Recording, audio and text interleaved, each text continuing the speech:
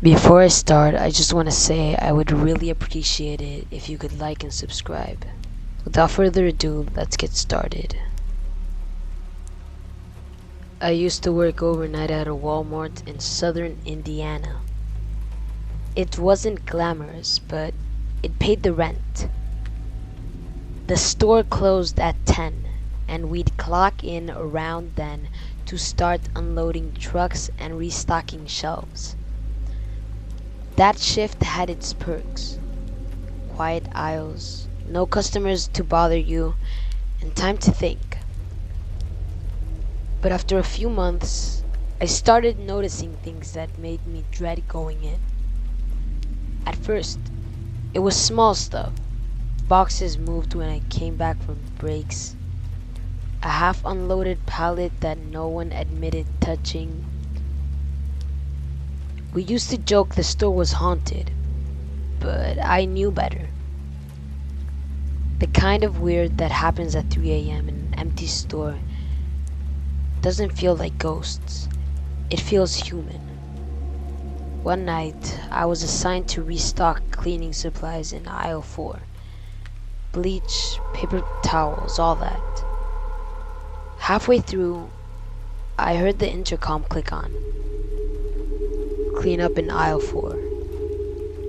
The voice wasn't my manager's. It was lower, almost slurred, like someone trying to copy the tone of our supervisor, but not quite getting it right. I froze with a box in my hands. No one else was scheduled on that side of the store. I walked to the center lane, expecting to see my coworker, but the lights in the next 3 aisles were dim. Half of them had been shutting off randomly for weeks. I looked up at the camera dome above me. The red light wasn't blinking. I called over the walkie-talkie. "Hey, did someone just call cleanup in aisle 4? Silence. Then a burst of static, like someone had pressed the button, but wasn't saying anything. When I checked aisle 4 again, there was a shopping cart sitting dead center in the aisle, half full of paper towels, the same brand I'd been stocking. I stood there staring at it for way too long. It was the exact setup I'd been working on, down to the same torn box. I pushed the cart back to the back room, trying to shake it off. Maybe I'd absent-mindedly rolled it there earlier. But when I came back out, the same cart was in aisle 4 again. The walkie crackled once more. Clean up in aisle 4. This time, it didn't sound electronic. It sounded like someone whispering the words right next to me. After that night, I started requesting different aisles. My manager didn't argue. He probably thought I was just being jumpy. But a few shifts later, when I was zoning the cereal aisle, I noticed something that made my stomach drop. The security dome camera above aisle 4, the one with the dead red light, was now pointed straight down that row again. And taped to the bottom of the dome was a note, folded in half. After my shift ended, I waited until everyone was in the back and used the stepladder to grab it. It was a torn piece of receipt paper with writing in a shaky pen. "Stop moving the cart." I didn't sleep much after that. I thought about quitting, but I needed the paycheck. A week later, my supervisor told me a new temp was starting that night. He'd be shadowing me. Fine by me. I wasn't about to work alone again. Except the guy never showed up. The manager swore he'd checked in at 10 p.m., but no one saw him after that. His vest was hanging on a rack in the break room. We assumed he just walked out mid-shift. It happens more than you'd think. The next night, I was back on cleaning supplies again. Around 1:30 a.m., I heard something metallic clatter from the stockroom. I peeked through the door. Nothing but rows of pallets under flickering lights. Then from behind one of these tall racks, a shopping cart rolled out slowly, like someone had nudged it. It stopped just before hitting my shoes. Inside were paper towels, cleaning wipes, and right on top, a crumpled Walmart name tag. No photo, just the label, Evan. I turned and sprinted to the front doors. They were locked from the inside, like they always were overnight. I could see the parking lot through the glass, empty except for my manager's car. When I finally got someone on the walkie, all they said was, "I'm done, I'm clocking out." He didn't argue, just told me to leave my badge on the desk. I didn't go back after that. A few days later, I got a call from HR asking if I'd left a cart blocking aisle 4. Apparently, during the morning setup, employees kept finding it pushed halfway into the aisle, filled with half-stocked paper towels. Same as before. They thought it was some sort of prank until they reviewed the security footage. Between 2:11 and 2:16 a.m., the cart appears from the back of the aisle and rolls forwards on its own. No one behind it, no one in the frame. They showed me a still from that footage during my exit interview. The image was grainy, black and white, but I recognized it immediately. In the reflection, one of the plastic paper towel wraps, there's a faint outline of a person standing behind the cart. No uniform, no face. Just the faint glow of a name tag catching the light from above. I moved 2 towns over not long after. Every now and then, when I drive by a Walmart at night, I glance at the automatic doors. Most are dark after hours, but sometimes, if the lot lights hit just right, you can see movement inside. Once, I swore I saw a shopping cart rolling across an aisle with no one pushing it. And the next morning, I found a receipt stuck under my windshield wiper. No total, no store number. Just a handwritten note at the bottom. Clean up in aisle 4.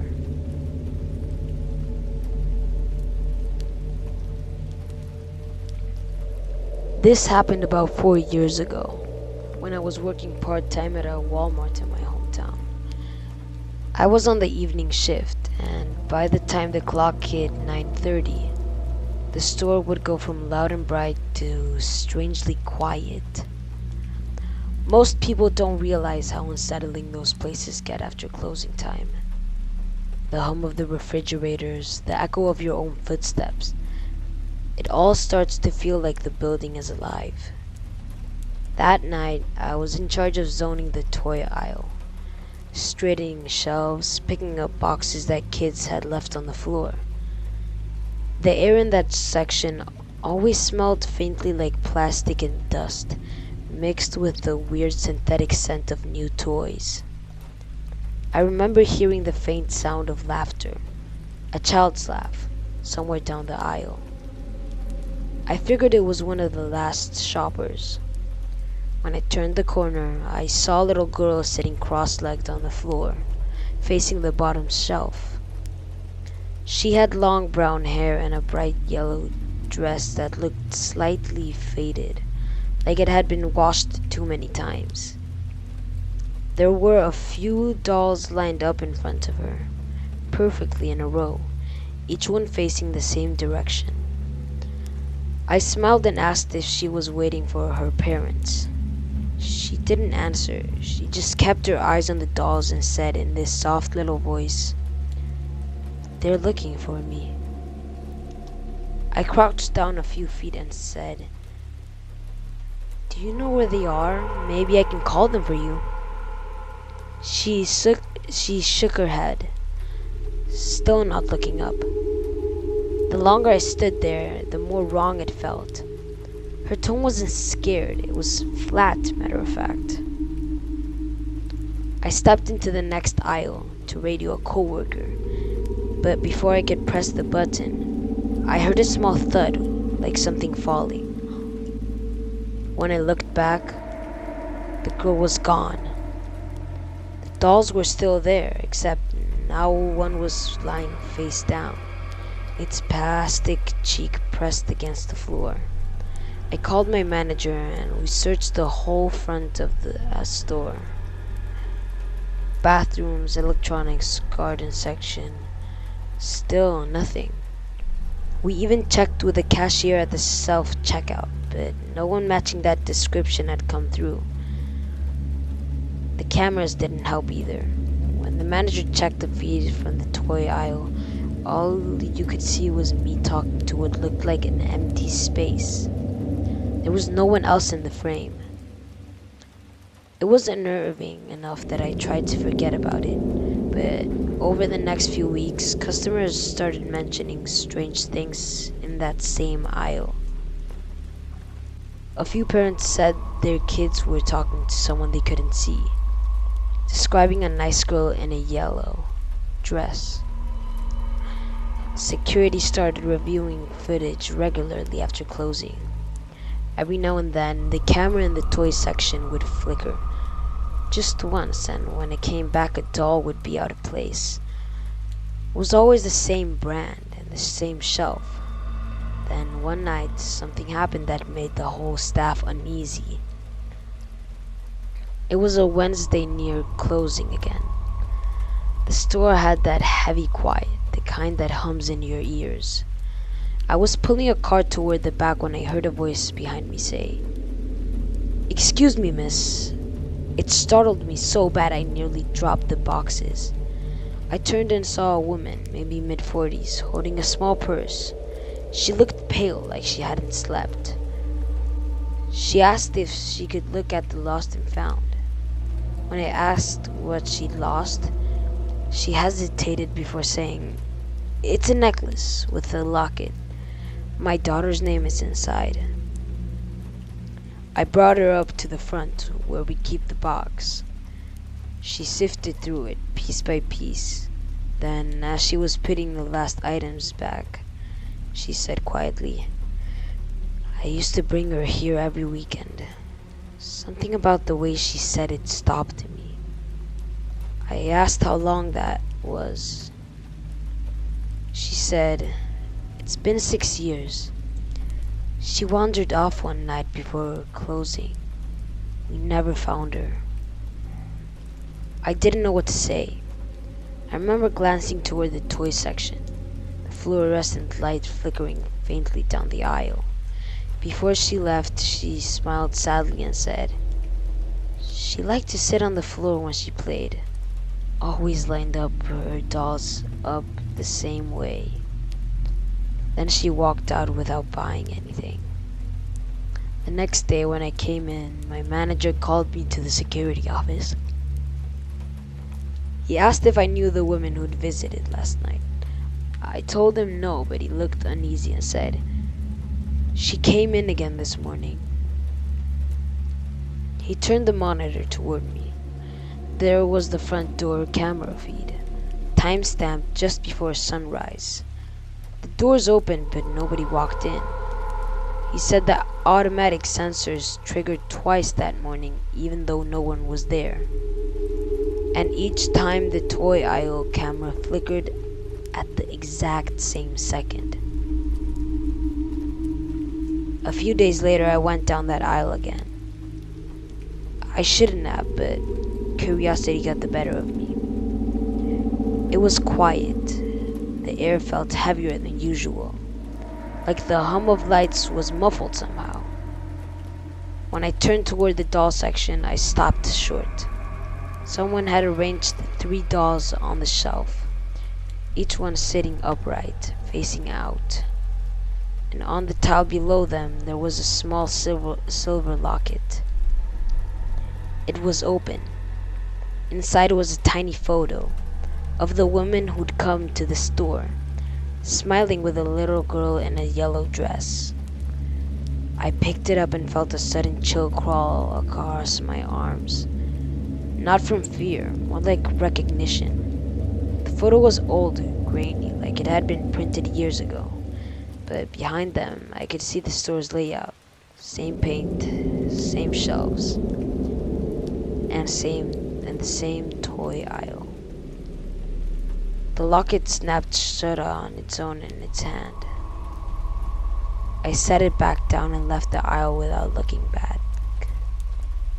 A week later, I quit. It wasn't one big scare that did it, just the feeling that something was off in that store. Like it was holding on to a memory that didn't belong. Sometimes when I'm running errands and walk past the toy section in another Walmart, I get that same faint scent of plastic and dust.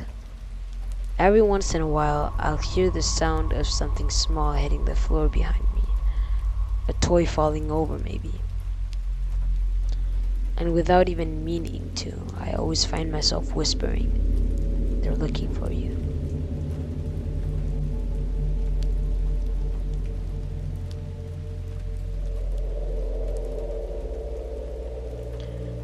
It was late on a Friday night, around 9:45 p.m.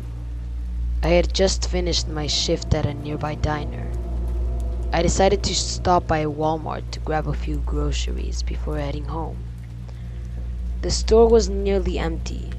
Most people had left hours earlier, and the fluorescent lights hummed softly above the wide open aisles. I parked my car near the front, grabbed my cart, and walked toward the entrance. That's when I noticed it. A white cargo van sitting in the far corner of the lot. At first, I didn't think much of it. Lots of delivery vans sit outside stores, right? But something about this one made my stomach tighten. It was old, dented along the side, and completely unmarked. No logo, no company name. The windows were darkly tinted, and the engine was running quietly, with no one inside that I could see. I walked in, grabbed my groceries, and tried to ignore it. But when I came out about 20 minutes later, the van had moved a few rows closer to my car. That's when my brain started screaming at me. I slowed my pace, checked the license plate, but nothing. It looked normal enough. White background, black numbers, but something just felt wrong. Maybe it was just paranoia, I told myself, but my chest tightened every time I glanced at it. I loaded my bags into the car and got in, locking the doors. I started pulling toward the exit, and the van's headlights flickered on for a moment. Not bright, more like a flash, then went dark again. I accelerated slowly, keeping my eyes on the van, and then it moved. Just a little at first, rolling toward a few feet. Then it stopped. I turned the car to take a different lane toward the exit. The van did the same. My mind raced. Maybe it's another customer, I told myself. Maybe it's leaving, just like me. But no. Every turn I made, the van adjusted its position, always keeping pace with me. I considered driving straight through the empty garden section to lose it. I tried it. My heart was pounding so hard. I could feel it in my throat. The van followed. By the time I reached the tire center, I decided to stop and wait. Maybe if I stayed put, someone would come out and make it leave. I didn't move. The van parked a few rows over, engine still running, lights off. I grabbed my phone and dialed 911. I whispered into the receiver, trying not to be heard by whoever was in that van. "Yes, there's a suspicious vehicle. It's following me. Parking lot." The operator's voice was calm, but it took forever to respond. I tried to explain again, giving my location, describing the van. I looked up, but the van was gone, just like that. I thought maybe I'd imagined it. My brain had been tired from the late shift. But the next morning I couldn't shake the feeling. I pulled up the local police blotter online. There had been multiple reports from the past 2 weeks, all describing a white cargo van, always near Walmart lots, always late at night. Some people said it would follow them in the lot, sometimes out onto the street. None of the reports mentioned what the driver looked like, just that something about the van made it feel wrong. I started noticing small things around the lot over the next few weeks. A discarded cup on the curb, a footprint pressed into the mulch by the garden center, and tire tracks that didn't match the layout of the lanes. None of it pointed to anyone specific, but the details weren't consistent with normal traffic. One night, I went back to pick up a few things from a Walmart closer to home. Just before closing, the lot was nearly empty again. And there it was. I stayed in my car at first, trying to convince myself it was a delivery or a maintenance van, but it didn't move. I watched it for what felt like forever. Finally, I had to leave. I drove slowly toward the street exit. The van didn't follow at first, but as I approached the stoplight, it reappeared behind me. And this time I could see something in the window. A reflection of me.